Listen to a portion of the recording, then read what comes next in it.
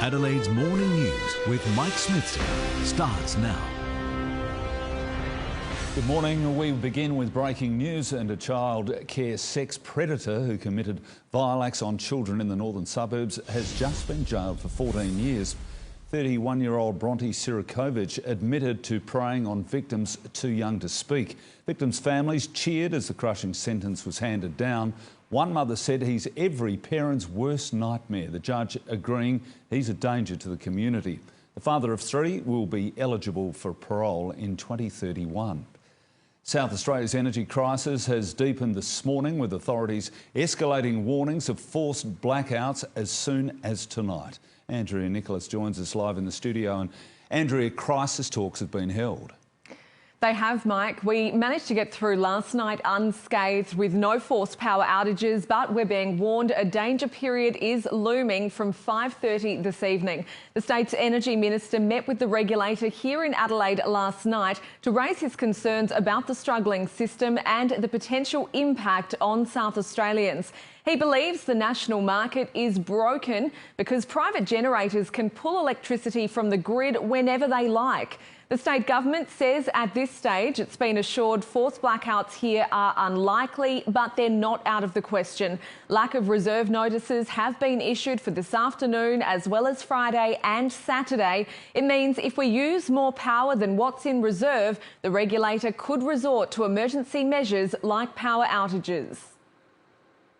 What's happening interstate with ageing infrastructure, coal-fired and gas-fired infrastructure that's falling apart, is suddenly we're in a crisis where they're threatening to turn off our electricity.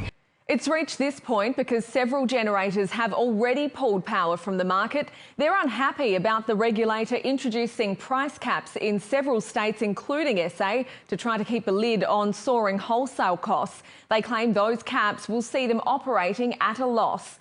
The regulator says it'll provide another update on the power situation here this afternoon. We'll have the latest in our next bulletins at 4 and 6. Mike? Thanks, Andrea. A 23-year-old man has been airlifted to the Royal Adelaide Hospital with serious injuries after a car hit a tree on York Peninsula.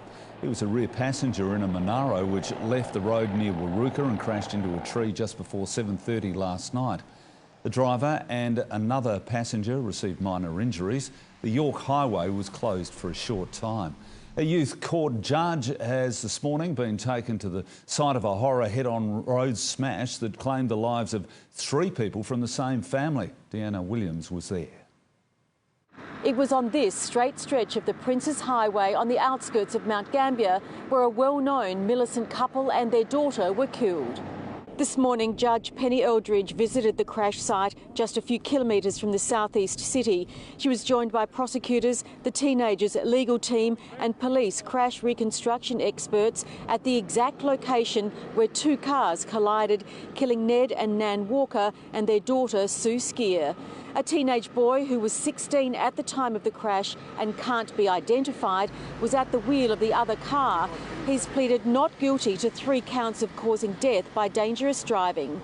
The prosecutor said it was a catastrophic tragedy caused by gross inattention. The first day of the trial heard the boy wasn't concentrating, was thinking about school and zoned out when he drifted into the opposite lane, colliding with the other vehicle. The boy's lawyer said it was a momentary lapse of concentration, which was immediately rectified by his mother, who was supervising his driving. And the boy's aunt, who was in the back seat, told the court she saw the Walker's vehicle veer onto the wrong side of the road. The youth had just attended a 2-hour computer and gaming session at an autism social club. The trial, being heard by judge alone, concludes on Friday. Police are hunting a firebug after a Prospect property under construction went up in flames early this morning. The blaze started near pallets in the carport of the LaHunt Avenue house around 2 a.m. The suspect with a torch was caught on camera moments before the fire broke out. And a man has been arrested after a break-in at Marion. Police were called to Whittier Avenue after neighbours heard noises coming from a partially demolished property just before 1 this morning. Officers found copper piping had been removed from the roof. A 57-year-old man was found hiding in a back room. The Fair Work Commission has awarded a pay rise to millions of Australians on the minimum wage. Unions have welcomed the move, but business groups fear it will only put more pressure on the economy. Political reporter Taylor Aiken has the details.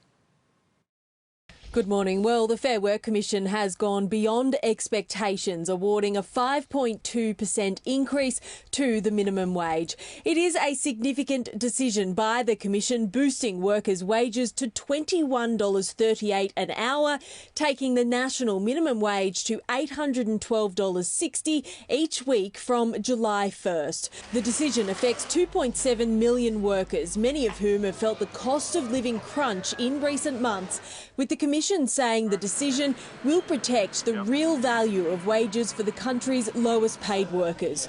The government had been pushing for a wage rise at least in line with inflation, which is currently sitting at 5.1%, but it is expected to keep climbing. Unions had asked for as much as 5.5%, but businesses fear such a sharp spike will leave them hurting. The union movement is really happy with this outcome. We think it's going to make a significant difference to the pressures that low-paid workers are under with cost of living rising. That will be a very considerable burden that those businesses will either have to take to the bottom line or pass on to their customers. Interestingly, the Commission has decided to delay the increase for awards due to exceptional circumstances in 3 key sectors: aviation, tourism and hospitality, meaning workers won't see an increase in their wages until October 1st. So big news for those struggling to get by, with the country's lowest paid workers set to receive more in their hip pocket. But that Fair Work Commission minimum wage boost could soon be met with a sobering reality check, with fears that inflation is set to soar. Let's bring in Network Finance Editor Gemma Acton. Good morning, Gemma. The RBA has warned more hikes are on the way. Yes, good morning, Mike. The Reserve Bank has been revising its forecast fairly frequently at the moment. Just last month, we were told inflation was likely to peak at 6%. Now we're told to brace for 7% inflation by the end of the year.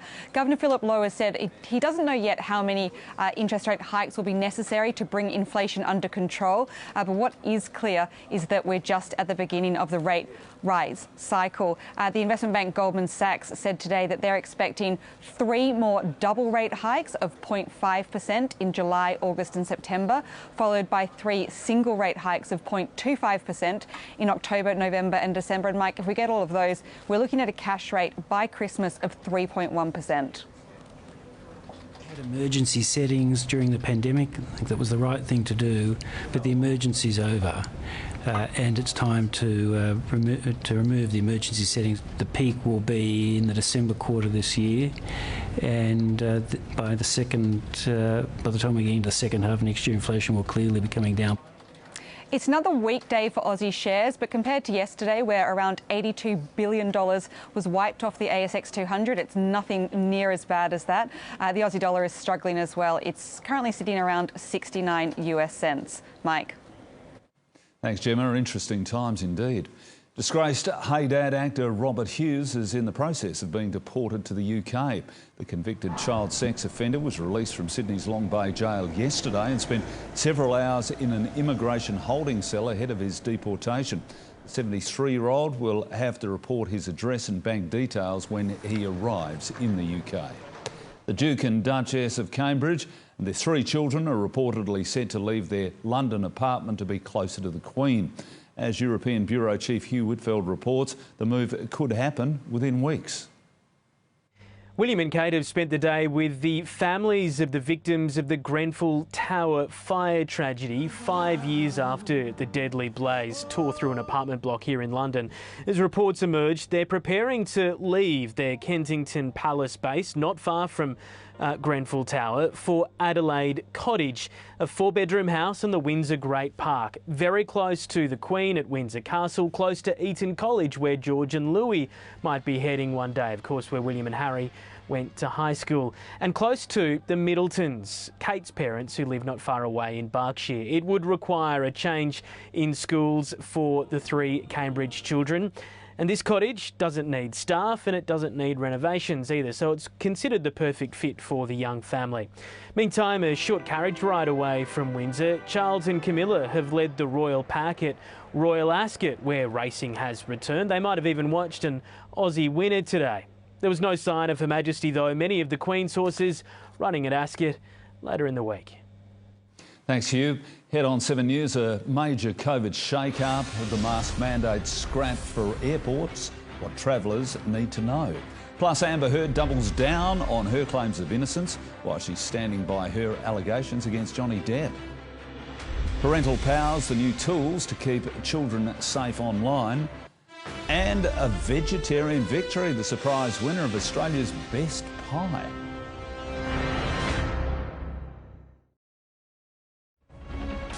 You're watching 7's Morning News live from Adelaide, and more than 100 people were out early this morning, braving the chill and taking an early morning dip at Henley Beach.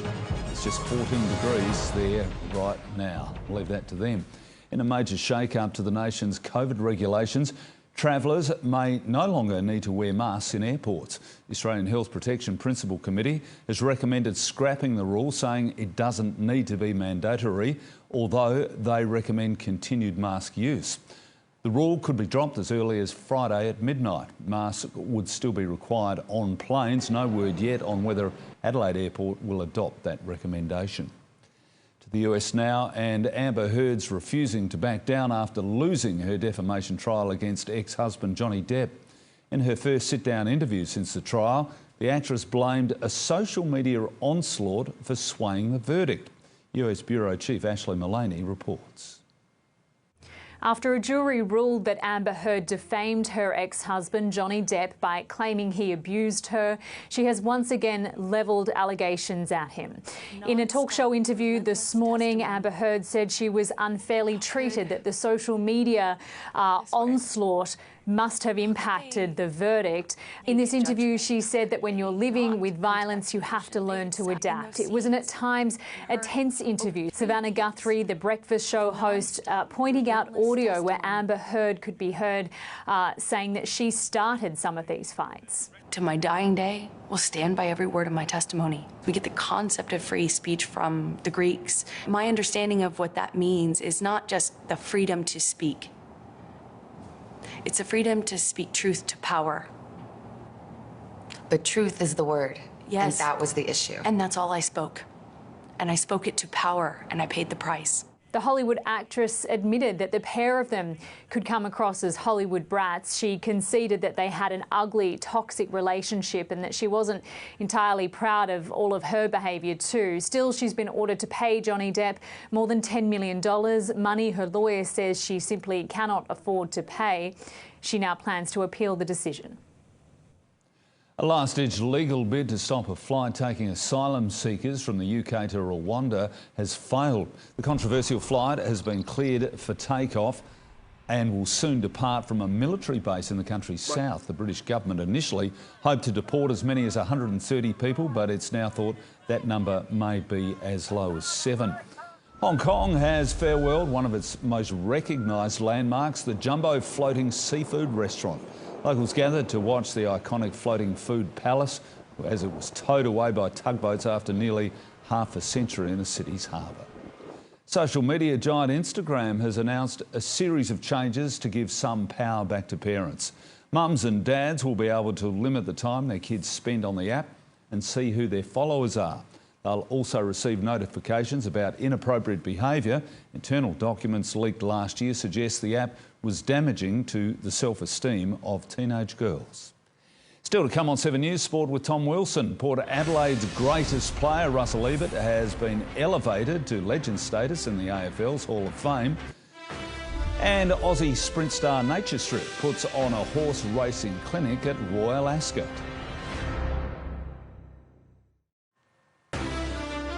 Good morning. The late Russell Ebert has been elevated to legend status in the AFL Hall of Fame. Port Adelaide's greatest player was honoured at a ceremony in Melbourne last night. Matthew Pavlich and Norwood legend Michael Taylor were inducted into the Hall of Fame. Young Crows forward Lockie Gallant has re-signed until the end of the 2024 season, and Melbourne has revealed skipper Max Gawn could miss up to 5 weeks with an ankle injury. Our World Cup bound Socceroos fly back into Australia this evening to celebrate with family after yesterday's dramatic playoff win against Peru. Obviously, we've enjoyed the night and the celebrations. Some of the boys are still going downstairs at the pool. But yeah, I don't think it's really sunk in yet. It's probably going to take a few days. New Zealand won't be joining us in Qatar. They lost their playoff against Costa Rica 1-0 for the final place at the World Cup. Well, he may be turning 36 in a few months, but David Warner showed he's as lively as ever. Oh, that's unbelievable. What a catch that is by David Warner. Yeah, Ashton Agar couldn't believe his eyes chasing a rain-reduced 282. Glenn Maxwell kept his cool after a mini batting collapse. His unbeaten 80 off 51 led Australia to a 2-wicket win. Well, an old-school English batting collapse looked on the cards on the final day of the second test against New Zealand. At 3 for 56, up stepped Johnny Bairstow. Stand and deliver, Johnny Bairstow. Chasing 299 off only 72 overs, Bairstow smashed England's second fastest ever ton from 77 balls. He's 136 alongside an unbeaten 75 from skipper Ben Stokes, driving the 5-wicket win and an unassailable 2-0 series lead. Well, Cam Smith's confident he can break his major drought at this week's US Open in Massachusetts. The Aussie world number 6 says he's getting much more support from tour crowds after his win at the Players' Championship in March. So I think there's a little bit of a different vibe on the golf course as well towards me. I think there's maybe a few more people rooting for me, which is nice. The US Open starts tomorrow night. Well, Serena Williams will make her long-awaited return to tennis at Wimbledon in just under a fortnight. The 23-time Grand Slam champion announced her All-England club comeback on social media. Williams hasn't played since Wimbledon last year because of a knee injury. Meanwhile, Nick Kyrgios is through to the second round of the lead-up event in Germany, where he'll take on world number 6 Stefanos Tsitsipas. Well, Chris Waller's nature strip has once again shown he's the world's best sprinter, with royalty watching on. And day one at Royal Ascot, James McDonald piloted the Everest winner to victory in the Group 1 King Stand Stakes.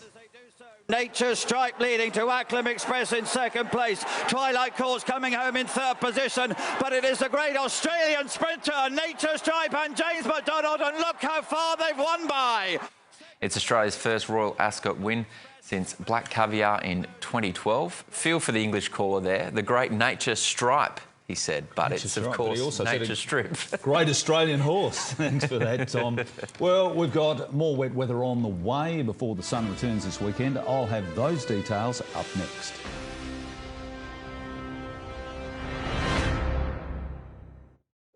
This weather report brought to you by the Royal Flying Doctor Service. Donate today.